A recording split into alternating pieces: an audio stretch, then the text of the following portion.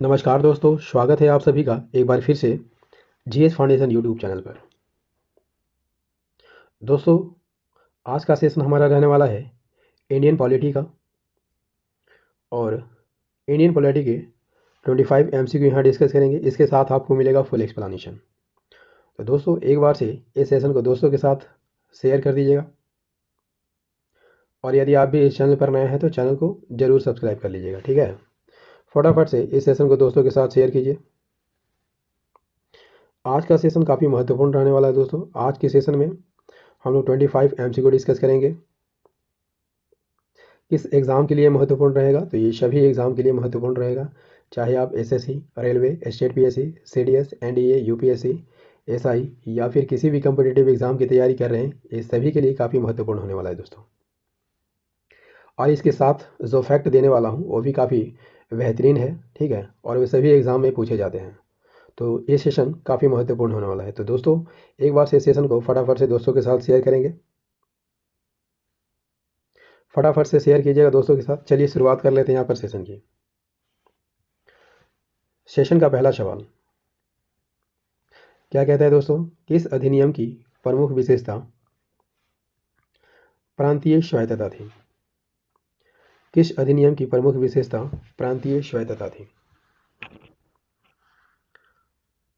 Option number A is the correct answer, that is 1935 का भारत शासन अधिनियम की प्रमुख विशेषता प्रांतीय स्वायत्तता थी। क्लियर?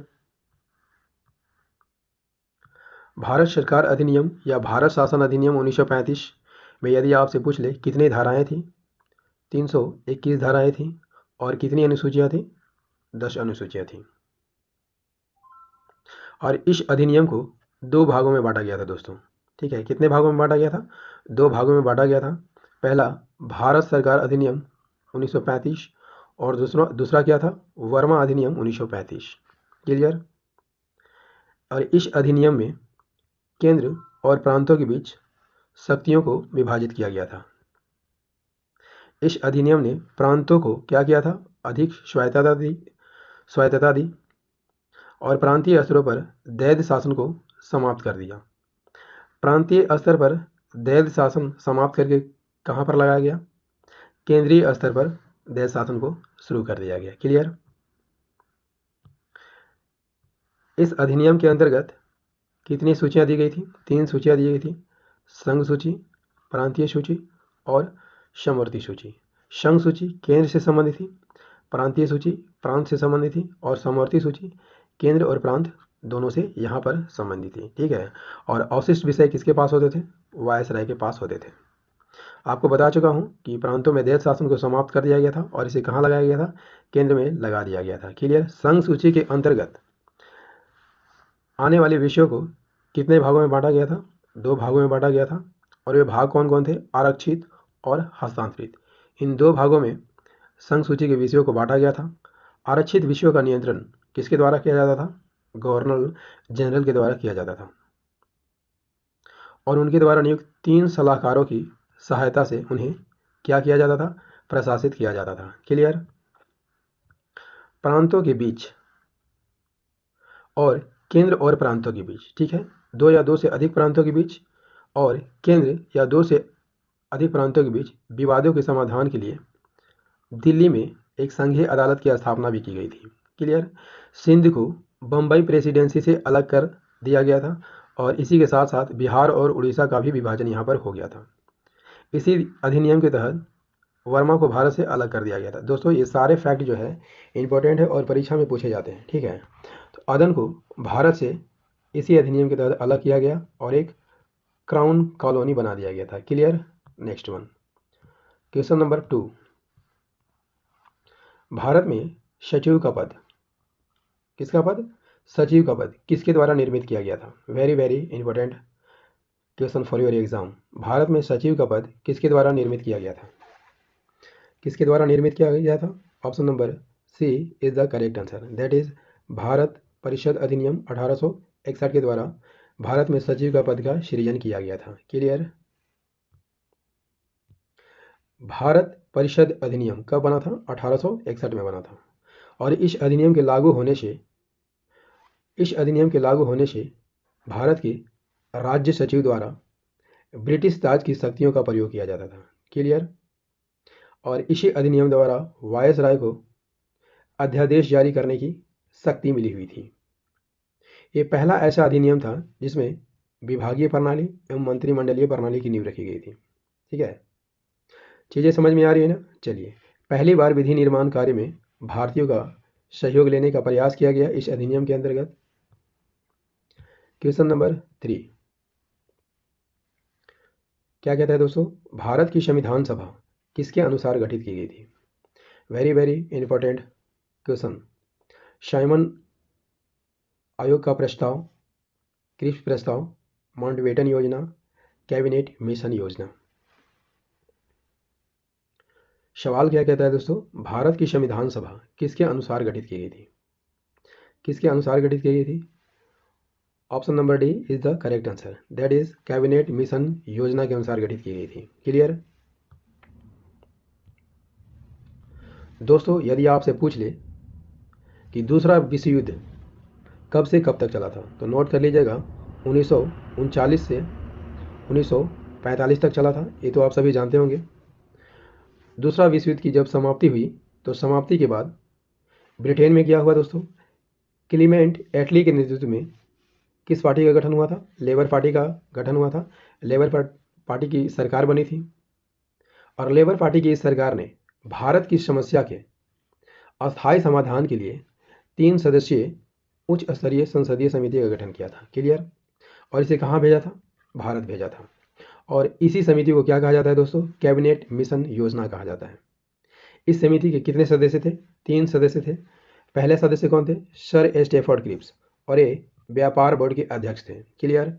एवी अलेक्जेंडर सैन्य सदस्य थे। सर पैथिक लॉरेंस भारत सचिव थे। ठीक है, यहाँ पर पैथिक लॉरेंस को कैबिनेट मिशन का अध्यक्ष बनाया गया था। क्लियर। और भारत आने वाली इन 3 सदस्यों की समिति को, जैसे समिति को इतिहास में कैबिनेट मिशन के नाम से जाना जाता है, पहले ही बता चुका हूँ। और यह मिशन कब भारत आया था? 1946 में भारत आया था। ठीक है, किस लिए भारत आया था? कैबिनेट मिशन भारत में संविधान निर्माण करने के तरीके पर विचार विमर्श करने के लिए भारत आया था। ठीक है, next question is question number 4। क्या कहता है दोस्तों, संविधान के प्रथम अनुच्छेद के अनुसार भारत क्या है? संविधान के प्रथम अनुच्छेद के अनुसार भारत क्या है? राज्यों का समूह, राज्यों का फेडरेशन, राज्यों का कॉन्फेडरेशन, राज्यों का यूनियन। संविधान के प्रथम अनुच्छेद के अनुसार भारत क्या है? राज्यों का समूह, राज्यों का फेडरेशन, राज्यों का कॉन्फेडरेशन या राज्यों का यूनियन।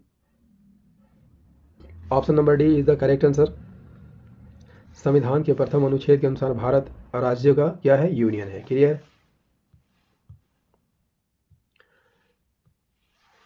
संविधान के भाग 1 में यदि आपसे पूछ ले कितने अनुच्छेद दिए गए हैं?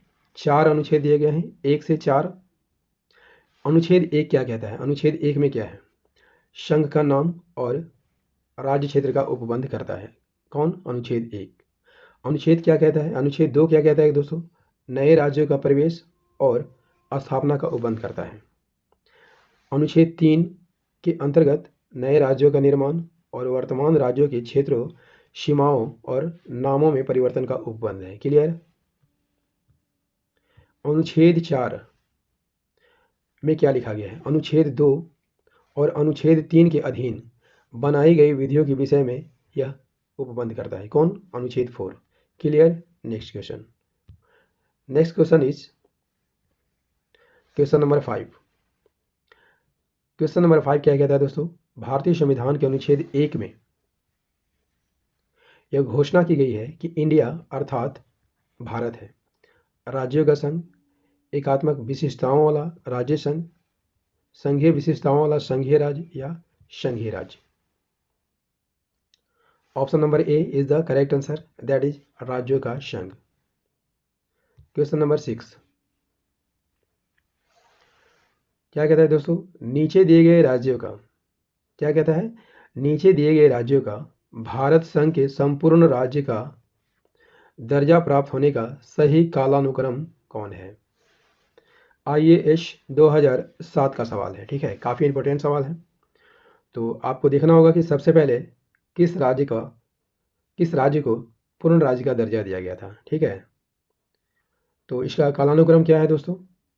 ऑप्शन नंबर बी यहाँ पर सही आंसर हो जाएगा। Option number B is the correct answer, that is Nagaland, Haryana, Sikkim, Arunachal Pradesh. Nagaland का गठन कब हुआ था? 1963 में हुआ था। हरियाणा का गठन कब हुआ था? 1966 में हुआ था। सिक्किम 1975 और अरुणाचल प्रदेश का गठन कब होता है? 1987 में होता है। क्लियर? नागालैंड का गठन कब होता है? 30 नवंबर 1963 को। हरियाणा 1 नवंबर 1966 को। सिक्किम 16 मई 1975 और अरुणाचल प्रदेश 20 फरवरी 1987। Clear? Next one. Next question is question number 7।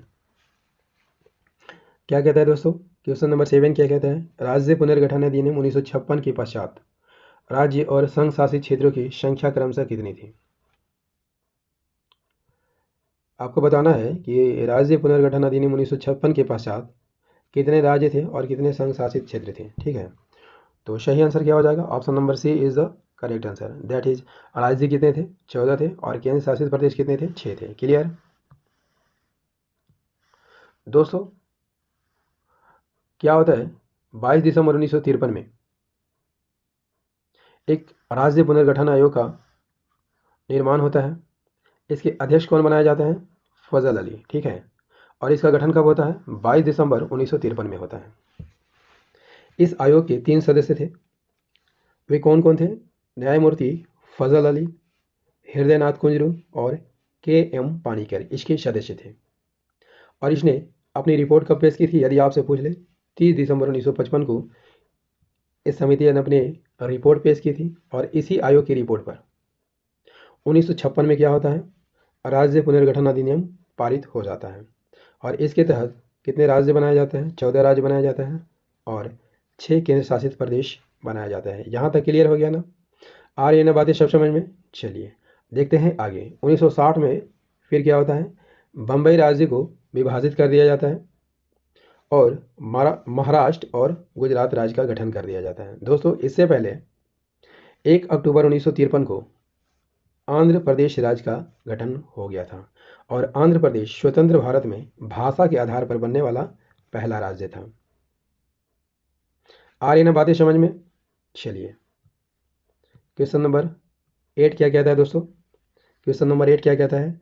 भारतीय संविधान के किन अनुच्छेदों में नागरिकता संबंधी प्रावधान किए गए हैं? भारतीय संविधान के किन अनुच्छेदों में नागरिकता संबंधी प्रावधान किए गए हैं? सही आंसर क्या हो जाएगा दोस्तों? दोस्तों 1 से 4 बता चुका हूँ। संघ और राज्य क्षेत्र का वर्णन है, ठीक है। 12 से 35 तक में क्या है? फंडामेंटल राइट्स है, फंडामेंटल राइट्स है। क्लियर? 36 से 51 तक में क्या है? DPSP है आपका, नीति निर्देशक तत्व है। तो नागरिकता किस अनुच्छेद में दिया गया है? Option number B is the correct answer, that is अनुच्छेद 5 से 11 तक में आपको नागरिकता का प्रावधान किया गया है। क्लियर? भारत में नागरिकता के संबंध में किस अनुच्छेद में प्रावधान किया गया है? अनुच्छेद 5 से 11 तक में प्रावधान किया गया है। और नागरिकता अधिनियम 1955 को पारित किया गया है, ठीक है। और इस नागरिकता अधिनियम 1955 में अभी तक कितने बार संशोधन हो चुका है? 4 बार संशोधन हो चुका है। नागरिकता संशोधन अधिनियम 1986, 1992, 2003 और 2005। क्लियर? भारत में यदि आपसे पूछ ले नागरिकता कितने प्रकार से प्राप्त की जा सकती है दोस्तों, कितने तरीकों से प्राप्त की जा सकती है, तो यहाँ पर 5 तरीके हैं नागरिकता प्राप्त करने के। पहला, जन्म से नागरिकता, वंश द्वारा भी नागरिकता प्राप्त की जा सकती है, पंजीकरण द्वारा नागरिकता, देशीकरण द्वारा नागरिकता, और यदि कोई राज्य क्षेत्र भारत संघ में मिलाया जाता है तो उस राज्य क्षेत्र में आने वाले सभी नागरिक जो है भारत के नागरिक कहलाएंगे। क्लियर? यहाँ तक क्लियर है ना? जन्म से नागरिकता, वंश द्वारा नागरिकता, पंजीकरण द्वारा नागरिकता यदि प्राप्त करना चाहता है तो उसे भारत में कितने वर्ष रहना होगा?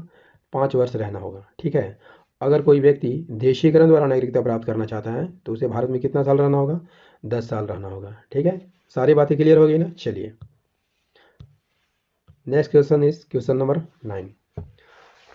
क्वेश्चन नंबर 9 क्या कहता है? नागरिकता के लोप होने का एक नियम क्या है? परिवार से बिछड़ जाने पर, देशद्रोह का अपराध सिद्ध होने पर, भ्रमण के लिए विदेश जाने पर, शिक्षा के लिए विदेश जाने पर नागरिकता के लोप होने का एक नियम क्या है? दोस्तों ऑप्शन नंबर बी यहाँ पर सही आंसर हो जाएगा। देशद्रोह का अपराध सिद्ध होने पर भारत की नागरिकता समाप्त हो सकती है। ठीक है दोस्तों, भारत में नागरिकता छोड़ने के कितने तरीके हैं? यहाँ पर हम 3 तरीकों को डिस्कस करेंगे। पहला तरीका क्या है? स्वैच्छिक त्याग। ठीक है, स्वैच्छिक त्याग से कैसे नागरिकता समाप्त होती है या ये यहाँ पर देखते हैं। दोस्तों यदि कोई भारतीय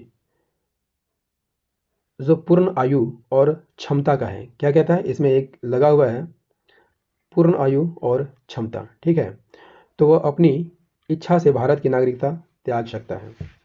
क्लियर? यहाँ तक क्लियर हो गया ना? और जब कोई व्यक्ति नागरिकता छोड़ देता है तो उस व्यक्ति का नाबालिग बच्चा भी, चाहे जितने भी बच्चे हो, सभी भारतीय नागरिकता खो देते हैं। लेकिन वही बच्चा जब 18 वर्ष की आयु प्राप्त कर लेता है तो वह फिर से भारतीय नागरिकता प्राप्त कर सकता है। ठीक है, समाप्ति द्वारा। ठीक है, यदि सरकार किसी की नागरिकता समाप्त करती है तो कैसे करती है? भारत का संविधान आप सभी जानते हैं दोस्तों, एकल नागरिकता देता है। इसका मतलब क्या होता है? एक भारतीय व्यक्ति एक समय में केवल एक ही देश का नागरिक हो सकता है।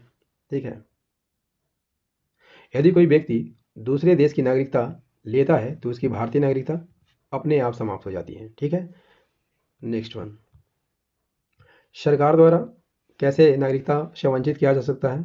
यदि कोई नागरिक भारतीय संविधान का अपमान करता है। क्लियर? यदि वह धोखे से नागरिकता को प्राप्त कर लेता है, युद्ध के दौरान दुश्मन के साथ अवैध रूप से व्यापार या संचार करता है तो भी नागरिकता समाप्त की जा सकती है। दोस्तों पंजीकरण या देशीकरण के 5 साल के भीतर किसी भी देश में नागरिक को 2 साल के कारावास की यदि सजा सुनाई गई हो, इसके एवज में भी नागरिकता को समाप्त किया जा सकता है। दोस्तों नागरिक यदि 7 वर्षों से 7 वर्षों से लगातार यदि भारत से बाहर रह रहा हो तो भी नागरिकता समाप्त की जा सकती है। सारी बातें क्लियर हो गई यहाँ पे? यदि सारी बातें क्लियर हो गई है और यदि सारी बातें समझ में आ गई हो दोस्तों तो सेशन को एक बार से लाइक कर दीजिएगा। ठीक है, दोस्तों के साथ शेयर भी कर दीजिएगा। देखते हैं अगला सवाल, क्वेश्चन नंबर 10 क्या कहता है दोस्तों? भारत में एकल नागरिकता की अवधारणा अपनाई गई है इंग्लैंड से, यूएसए से, कनाडा से, फ्रांस से। ठीक है, तो भारत में एकल नागरिकता की अवधारणा कहाँ से ली गई है? काफ़ी इंपॉर्टेंट सवाल है दोस्तों, परीक्षा में बार बार पूछा जाता है। ठीक है, तो भारत में एकल नागरिकता की अवधारणा कहाँ से ली गई है? Option number A is the correct answer, that is England से ली गई है।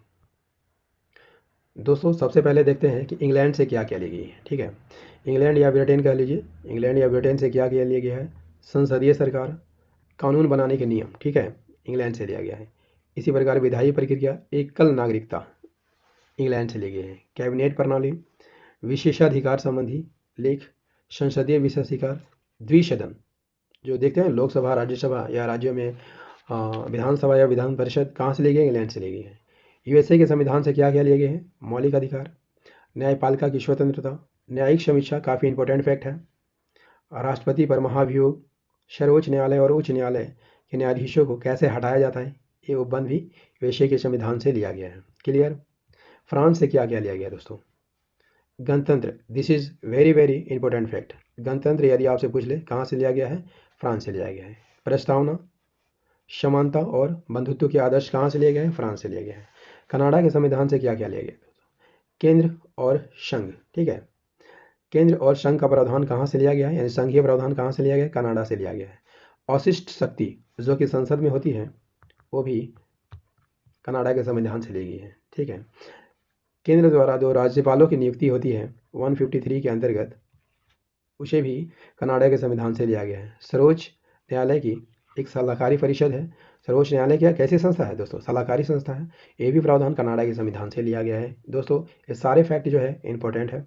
इंपॉर्टेंट करने का मतलब है कि आप इसे नोट कर लीजिएगा, ठीक है। क्वेश्चन नंबर 11 क्या कहता है दोस्तों? क्वेश्चन नंबर 11, भारतीय संविधान में राज्य के नीति निर्देशक तत्व ग्रहण किए गए हैं। काफ़ी इंपॉर्टेंट सवाल है दोस्तों। यूपी पीसीएसई 1994 और एसएससी 2011 का सवाल है, तो आप समझ सकते हैं कि कितना इंपॉर्टेंट प्रश्न है। और भी एग्जाम में पूछे गए होंगे, ठीक है। तो फिलहाल तो यहाँ पर दो ही एग्जाम दिख रहा है। भारतीय संविधान में राज्य के नीति निर्देशक तत्व ग्रहण किया गया है कहाँ से? ब्रिटेन से, आयरलैंड से, पूर्व सोवियत संघ या फ्रांस से। भारतीय संविधान में राज्य के नीति निर्देशक तत्व कहाँ से ग्रहण किए गए हैं? आसान सा सवाल है दोस्तों। Option number B is the correct answer, that is Ireland के संविधान से इसे लिया गया था। राज्य की नीति निर्देशक तत्व की बात कर लेते हैं, तो ये आयरलैंड की संविधान से लिया गया है। किस अनुच्छेद में है? अनुच्छेद 36 से 51 तक में है, भाग 4 में यह सम्मानित है, ठीक है। इसका उद्देश्य क्या है? इसका उद्देश्य कल्याणकारी राज्य की स्थापना करना, वेलफेयर स्टेट की स्थापना करना इसका मुख्य उद्देश्य है, ठीक है। ये न्यायालय द्वारा परिवर्तन नहीं है। कहने का मतलब है दोस्तों कि अनुच्छेद 37 के अनुसार ये तत्व न्यायालय में लागू नहीं करवाया जा सकता है, ठीक है। लागू नहीं करवाया जा सकता है क्योंकि यह राज्य के लिए, ठीक है, राज्य के लिए नीति निर्देशक तत्व जो है राज्य के लिए एक सामान्य निर्देश है। कैसा निर्देश है? सामान्य निर्देश है, जो राज्य को कुछ ऐसे कार्य करने के लिए प्रोत्साहित करता है जो जनता के लिए लाभदायक हो, ठीक है। इसमें यदि आपसे पूछ ले कितने बार संशोधन हो चुका है? 4 बार संशोधन हो चुका है। कब कब? 42, 44, 86 और 96 अमेंडमेंट एक्ट के द्वारा इसमें 4 बार जो है संशोधन हो चुका है, ठीक है दोस्तों। नीति निर्देशक तत्व जो है आप 36 से 51 तक में आपको देखने को मिलता है। इसमें हम महत्वपूर्ण अनुच्छेदों को देखेंगे, ठीक है। तो यहाँ पर सबसे पहला अनुच्छेद आपको अनुच्छेद 38 दिख रहा होगा। इसमें क्या दिया गया है? राज्य लोक कल्याण की अभिवृद्धि के लिए सामाजिक व्यवस्था बनाएगा। ये भी इंपॉर्टेंट फैक्ट है दोस्तों, परीक्षा में पूछा जाता है। अनुच्छेद 40 में क्या दिया गया है? ग्राम पंचायतों का गठन कैसे किया जाता है? अनुच्छेद 40 में है। अनुच्छेद 41 क्या कहता है दोस्तों? इसमें प्रावधान है कुछ दशाओं में काम, शिक्षा और लोक सहायता पाने का अधिकार दिया गया है, ठीक है। आइए देखते हैं अनुच्छेद 44 को, ठीक है। तो इसमें क्या दिया गया है दोस्तों? समान नागरिकता संहिता दिया गया है, समान नागरिक संहिता दिया गया है, ठीक है। और यदि आपसे पूछ ले दोस्तों कि समान नागरिक संहिता मात्र एक राज्य में देखने को मिलता है, कहाँ देखने को मिलता है आपको? तो केरल राज्य में देखने को मिलता है, ठीक है। और कहीं पर इसे देखने को नहीं मिलेगा आपको। अनुच्छेद 45 क्या कहता है? बालकों के लिए निःशुल्क और अनिवार्य शिक्षा का उपबंध किस अनुच्छेद में किया गया है?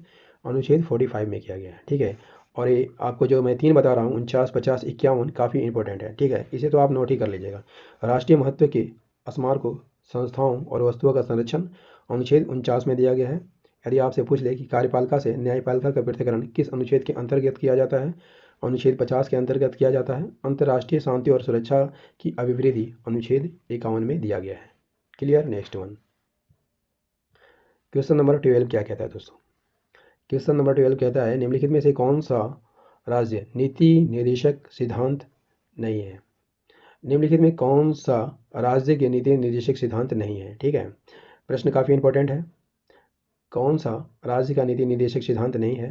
अंतर्राष्ट्रीय शांति को प्रोत्साहन, ये तो है, हाँ, ये नीति निर्देशक तत्व में आता है। 14 वर्ष तक के बच्चों को निःशुल्क अनिवार्य शिक्षा देना, ये भी डीपीएसपी में आता है। गोवध निषेध, ये भी डीपीएसपी में आता है। संपत्ति का अधिकार, ठीक है, संपत्ति का अधिकार इसमें नहीं आता है, ठीक है दोस्तों। संपत्ति का अधिकार पहले मूल संविधान में शामिल था, लेकिन इसे 44 अमेंडमेंट द्वारा हटा दिया गया है, ठीक है। किस अमेंडमेंट एक्ट द्वारा हटाया गया है मूल अधिकार से संपत्ति के अधिकार को?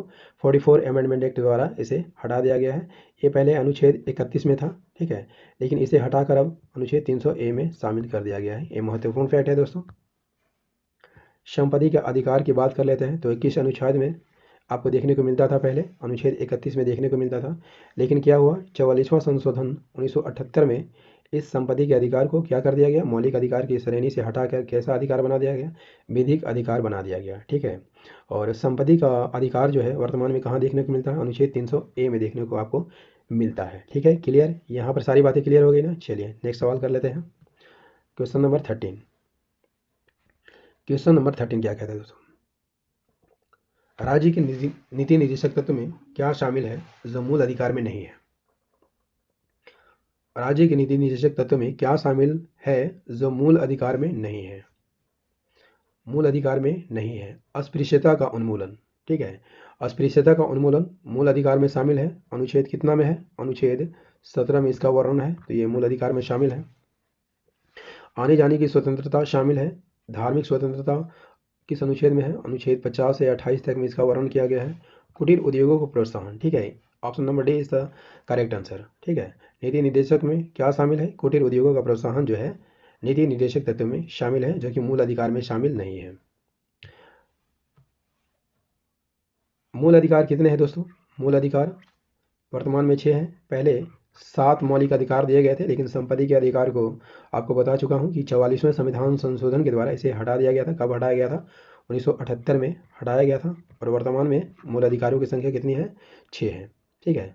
तो सबसे पहले हम देखते हैं क्षमता या समानता का अधिकार। ये देखने को मिलेगा अनुच्छेद 14 से 18 तक में, ठीक है।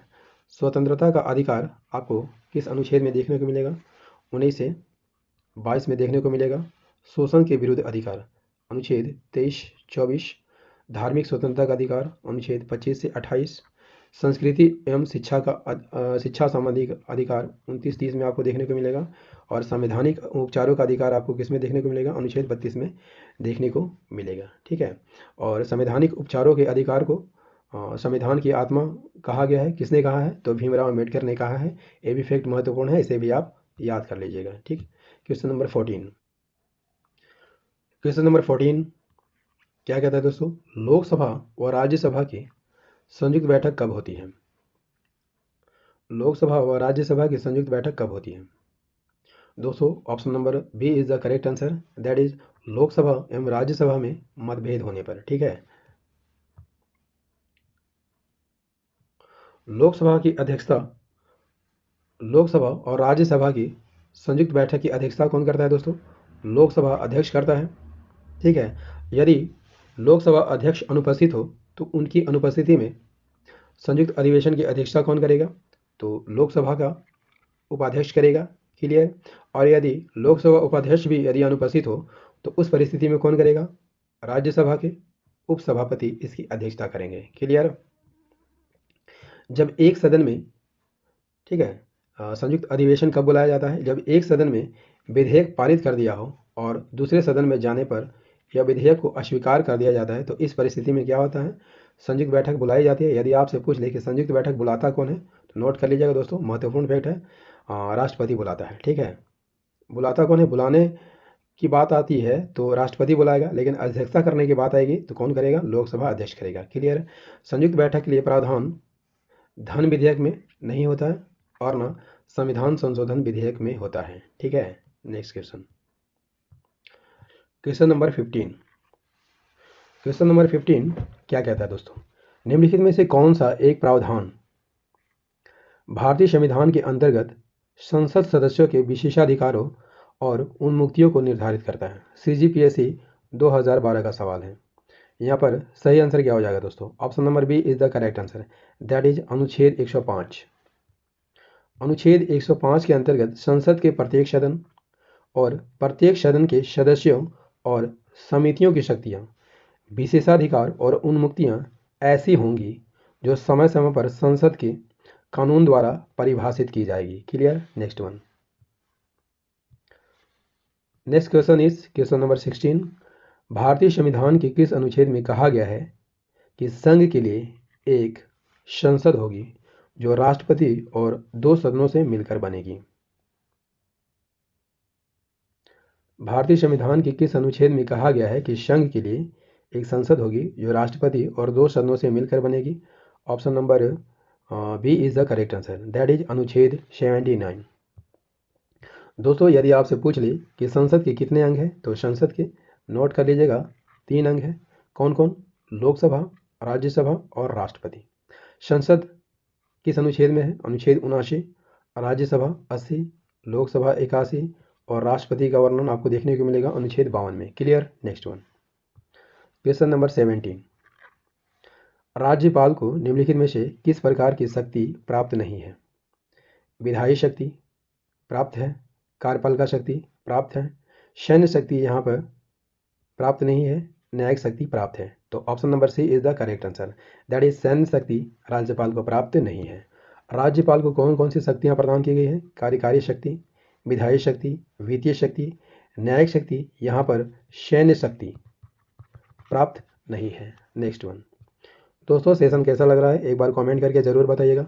यदि सेशन पसंद आ रहा हो तो इसे लाइक कर दीजिएगा, दोस्तों के साथ शेयर जरूर कर दीजिएगा ताकि इस वीडियो का लाभ आपके अन्य साथियों को भी मिल सके, ठीक है। और यदि आप भी इस चैनल पर नए हैं तो चैनल को जरूर सब्सक्राइब कर लीजिएगा, ठीक है, क्योंकि मैं ऐसे ही वीडियो आपके लिए रोज़ लाते रहता हूँ। Clear. Question number 18। Question number 18 क्या कहता है दोस्तों? राज्यपाल अपने राज्य की विधान परिषद में निम्न में से किन क्षेत्रों से संबंधित व्यक्तियों को मनोनीत करता है? ठीक है, राज्यपाल अपने राज्य के विधान परिषद में निम्न में से किन क्षेत्रों से संबंधित व्यक्तियों को मनोनीत कर सकता है? कला और साहित्य, विज्ञान, सामाजिक सेवा और सहकारिता आंदोलन, या उपयुक्त सभी से। तो दोस्तों यदि राज्य में द्विसदन हो, और आप सभी जानते होंगे कि राज्य में अगर द्विसदन है, दो सदन है, तो एक विधान परिषद होता है जो कि उच्च सदन होता है, और दूसरा विधानसभा होता है जो कि निम्न सदन होता है, ठीक है। तो यहाँ पर उच्च सदन, यहाँ पर निम्न सदन नहीं होगा दोस्तों, उच्च सदन होगा, ठीक है। तो उच्च सदन में किन क्षेत्रों से संबंधित व्यक्तियों को मनोनीत कर सकता है? तो यहाँ पर option number D is the correct answer, that is उपयुक्त सभी। कला और साहित्य से भी मनोनीत कर सकता है, विज्ञान, सामाजिक सेवा और सहकारिता आंदोलन से यहाँ पर जो है मनोनीत कर सकते हैं, ठीक है। और कितने सदस्यों को मनोनीत किया जा सकता है? 1/6 सदस्य को, ठीक है। विधान परिषद के जितने भी सदस्य होते हैं उसके 1/6 सदस्यों के यहाँ राज्यपाल मनोनीत कर सकता है। क्लियर। दोस्तों द्विसदनात्मक विधानमंडल में, ठीक है, विधान परिषद कैसा सदन है? उच्च सदन है, ठीक है। और इसके सदस्य जो है अप्रत्यक्ष निर्वाचन द्वारा चुन कर आते हैं। विधान परिषद में राज्यपाल जो है 1/6 सदस्यों को, ठीक है, विधान परिषद में जितने भी सदस्य रहते हैं उसका 1/6 सदस्यों को राज्यपाल क्या करता है? मनोनीत करता है, ठीक है। और यदि आपसे पूछ ले दोस्तों कि वर्तमान में कितने राज्यों में विधान परिषद है, तो नोट कर लीजिएगा दोस्तों, 6 राज्यों में आपको विधान परिषद देखने को मिलेगा, ठीक है। कितने राज्यों में विधान परिषद देखने को मिलेगा? 6 राज्यों में यहाँ पर आपको देखने को मिलेगा, ठीक है। आपको उत्तर प्रदेश, बिहार, महाराष्ट्र, कर्नाटक, तेलंगाना और आंध्र प्रदेश, ठीक है। दोस्तों इसे चित्र में देखेंगे ताकि आपको अच्छे से समझ में आ जाए और काफ़ी दिनों तक याद रहे, ठीक है। तो आपको देखने को मिल रहा होगा, ठीक है, उत्तर प्रदेश, यहाँ पर उत्तर प्रदेश, बिहार, महाराष्ट्र, कर्नाटक, तेलंगाना और आंध्र प्रदेश, इन 6 राज्यों में जो है विधान परिषद है, ठीक है। Next one. Next question is क्या कहता है? किसने 1970 के दशक में राज्यपालों की उस समिति का नेतृत्व किया? क्या कहता है दोस्तों? किसने 1970 के दशक में राज्यपालों की उस समिति का नेतृत्व किया जिसने संवैधानिक प्रमुखों के लिए दिशा निर्देशों की रूपरेखा तैयार करने की मांग की थी? Option number D is the correct answer, that is भगवान सहाय। भगवान सहाय कौन थे दोस्तों? एक ICS अधिकारी थे और वे अलग अलग समय में केरल, जम्मू कश्मीर और पंजाब के राज्यपाल रहे थे, ठीक है। और उन्होंने राष्ट्रपति VV गिरी के अधीन, किसके अधीन? राष्ट्रपति VV गिरी के अधीन राज्यपालों की उस समिति का नेतृत्व किया जिसने संवैधानिक प्रमुखों के लिए, किसके लिए? संवैधानिक प्रमुखों के लिए दिशा निर्देशों की रूपरेखा तैयार करने की मांग की थी। देखते हैं अगला सवाल। Question number 20। पंचायती राज का मुख्य उद्देश्य क्या है? दोस्तों पंचायती राज का मुख्य उद्देश्य क्या है? Option number D is the correct answer, जनता को विकास मूलक प्रशासन में भागीदारी योग्य बनाना पंचायती राज का मुख्य उद्देश्य है।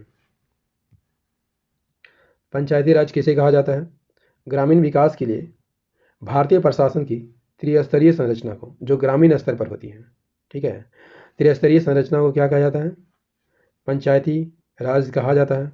और दोस्तों इसके अंतर्गत ग्राम स्तर पर किसका गठन किया जाता है? ग्राम पंचायत का, आप सभी जानते होंगे। प्रखंड स्तर पर पंचायत समिति का और जिला स्तर पर जिला परिषद का गठन किया जाता है, ये तो आप सभी जानते होंगे दोस्तों। पंचायती राज का उद्देश्य क्या है? जिला, अंचलों और गाँव में स्थानीय स्वशासन का विकास करना है, ठीक है। और जनता को विकासमूलक प्रशासन में भागीदारी योग्य बनाना इसका प्रमुख उद्देश्य है। Next one. Next question is question number 21। 73 amendment act द्वारा संविधान में कौन सी अनुसूची जोड़ी गई थी? जब 73वां संविधान संशोधन हुआ तो इसमें कौन सी अनुसूची जोड़ी गई संविधान में? Option number C is the correct one, that is 11वीं अनुसूची जोड़ी गई। दोस्तों यदि आपसे पूछ ले 73वां संविधान संशोधन कब हुआ? 1992 में हुआ और इसके द्वारा 11वीं अनुसूची को भारतीय संविधान में जोड़ा गया। इसके अंतर्गत पंचायती राज को कितने विषय दिए गए हैं? 29 विषय दिए गए हैं। और इस अनुसूची में क्या क्या शक्तियां हैं? पंचायत की क्या क्या शक्तियां हैं? ग्रामीण विकास, गरीबी उन्मूलन, बाजार, सड़क और पीने की पानी की व्यवस्था करना इसका मुख्य उद्देश्य है। ठीक है दोस्तों, नेक्स्ट सवाल कर लेते हैं। क्वेश्चन नंबर 22, भारतीय संविधान के किस भाग में ग्राम पंचायतों की स्थापना की बात कही गई है? भारतीय संविधान के किस भाग में ग्राम पंचायतों की स्थापना की बात कही गई है? तो यहाँ पर दोस्तों भाग 3 में क्या है? तो भाग 3 में आपको देखने को मिलेगा मूल अधिकार। ठीक है, जो कि बता चुका हूँ। मूल अधिकारों की संख्या कितनी है? 6 है। ठीक है, प्रारंभ में 7 मौलिक अधिकार थे, तो 44 अमेंडमेंट एक्ट द्वारा 7वें मौलिक अधिकार को जो कि संपत्ति का अधिकार हटा दिया गया। भाग 4, ठीक है, इसमें क्या है? डीपीएसपी आपको देखने को मिलेगा। डीपीएसपी आपको देखने को मिलेगा किन अनुच्छेदों में है? 36 से 51 तक में है और भाग 4 में है। ठीक है, यहाँ तक क्लियर है ना? भाग 5 में आपको देखने को मिलेगा नागरिकता, नागरिकता देखने को मिलेगा। ठीक है, और भाग 6 में क्या देखने को मिला? संघ देखने को मिलेगा। क्लियर, यहाँ तक क्लियर है ना?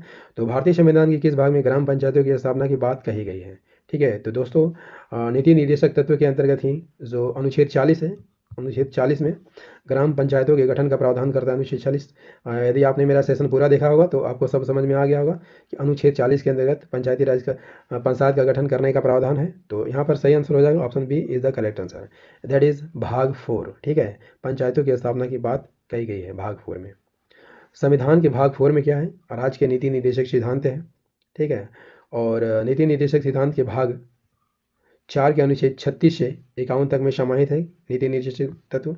ठीक है, और नीति निर्देशक तत्व बता चुका हूँ कि राज्य के लिए मात्र निर्देश है जिसके अंतर्गत राज्य से अपेक्षा की जाती है कि राज्य कानून बनाते समय इन तत्वों को क्या करे? लागू करे। ठीक है, और इसके अंतर्गत अनुच्छेद 40 जो है पंचायती राज से संबंधित है। Clear, next one.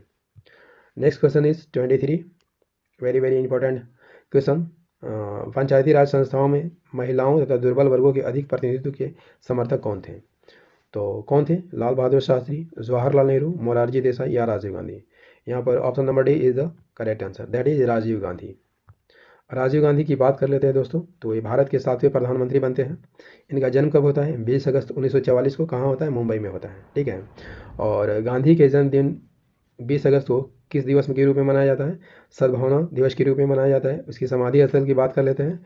तो राजीव गांधी की समाधि स्थल कहाँ है? बीरभूम में है। ठीक है, next question, question number 24, Bharat की किस एकमात्र संघ राज्य क्षेत्र का अपना उच्च न्यायालय है? संघ राज्य क्षेत्र का अपना उच्च न्यायालय है, वो कौन सा क्षेत्र है? Option number D is the correct answer, Delhi ही एकमात्र संघ राज्य क्षेत्र है जिसका अपना उच्च न्यायालय है। ठीक है, दिल्ली उच्च न्यायालय, दिल्ली राज्य का उच्च न्यायालय है। इसकी स्थापना कब होती है? 31 अक्टूबर 1966 को इसकी स्थापना होती है। दोस्तों यदि वर्तमान मुख्य न्यायाधीश की बात कर लेते हैं तो कौन है? सतीश चंद्र शर्मा। कब से है? 28 जून 2022 से। क्वेश्चन नंबर 25, राष्ट्रीय राजधानी क्षेत्र दिल्ली के प्रशासक को क्या कहा जाता है? दिल्ली के प्रशासक को क्या कहा जाता है दोस्तों?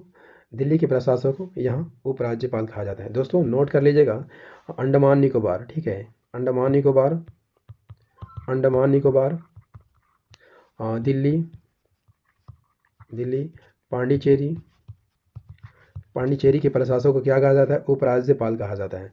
और आप सभी जानते होंगे दोस्तों वर्तमान में केंद्र शासित प्रदेश कितने हैं? 8 है। ठीक है, तो 3 में तो आपको देखने को मिलेगा उपराज्यपाल, शेष 5 राज्यों में आपको देखने को मिलेगा प्रशासक। क्लियर, भारत में कितने केंद्र शासित प्रदेश है? 8 केंद्र शासित प्रदेश है और 3 केंद्र शासित प्रदेशों में आपको उपराज्यपाल का पद देखने को मिलेंगे। कहाँ कहाँ? अंडमान और निकोबार द्वीप समूह, दिल्ली और पांडिचेरी। ठीक है, इन 3 केंद्र शासित प्रदेशों में आपको उपराज्यपाल का पद देखने को मिलेगा। ठीक है, शेष 5 केंद्र शासित प्रदेश में आपको प्रशासक का पद देखने को मिलेगा। और वे 5 केंद्र शासित प्रदेश कौन है? तो सबसे पहले जम्मू कश्मीर जो कि उत्तर में है, लद्दाख, इसके बाद चंडीगढ़, उसके नीचे दमन और दीव, दादर नगर हवेली, जो कि अब मिला दिया गया है इस दोनों को, ठीक है, तो एक हो गया है। और इसके बाद पांचवा लक्षद्वीप। ठीक है, क्लियर हो गया ना सारी बातें। चलिए नेक्स्ट क्वेश्चन भी देख लेते हैं। क्वेश्चन नंबर 26, निम्नलिखित में से किस संघ शासित क्षेत्र के प्रशासक को प्रशासक कहा जाता है? ठीक है, अभी सारी बातें क्लियर की थी ना, ठीक है, उसी के अनुसार आप यहाँ पर जवाब दीजिए। निम्नलिखित में से किस संघ शासित क्षेत्र के प्रशासक को प्रशासक कहा जाता है? तो दोस्तों यहाँ पर आप देखे होंगे कि अंडमान निकोबार द्वीप समूह के प्रशासक को क्या कहा जाता है? उपराज्यपाल कहा जाता है। उपराज्यपाल कहा जाता है। दिल्ली के प्रशासक को भी उपराज्यपाल कहा जाता है और पांडिचेरी के प्रशासक को भी उपराज्यपाल कहा जाता है। तो option number A is the correct answer, that is Lakshadweep के प्रशासक को प्रशासक कहा जाता है। प्रशासक के पद वाले 5 केंद्र शासित प्रदेश कौन है? पहले भी बता चुका हूँ, जम्मू कश्मीर, लद्दाख, चंडीगढ़, दमन और दीव, दादर नगर हवेली और लक्षद्वीप। क्लियर दोस्तों, पॉलिटी का ये सेशन आपको कैसा लगा कमेंट करके ज़रूर बताइएगा। और यदि सेशन पसंद आया हो तो इसे लाइक कर दीजिएगा, दोस्तों के साथ शेयर कर दीजिएगा, और यदि आप भी इस चैनल पर नए हैं तो चैनल को सब्सक्राइब कर लीजिएगा। दोस्तों इस चैनल पर आपको रोटेशन वाइज वीडियो मिलती है जो history, geography, polity, economics, science और सामान्य ज्ञान से संबंधित होती है, और सारी वीडियो जो है रात को 8 बजे आती है। ठीक है, तो इसे रोज़ देखना मत भूलिएगा, और मिलते हैं अगले सेशन में। जय हिंद, धन्यवाद।